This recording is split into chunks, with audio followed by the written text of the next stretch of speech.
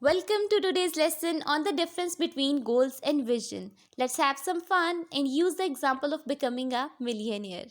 So, you want to become a millionaire? That's a great goal. But wait, what does becoming a millionaire really means to you? A goal is a specific target that you set for yourself. Like becoming a millionaire, it's like a roadmap to your success.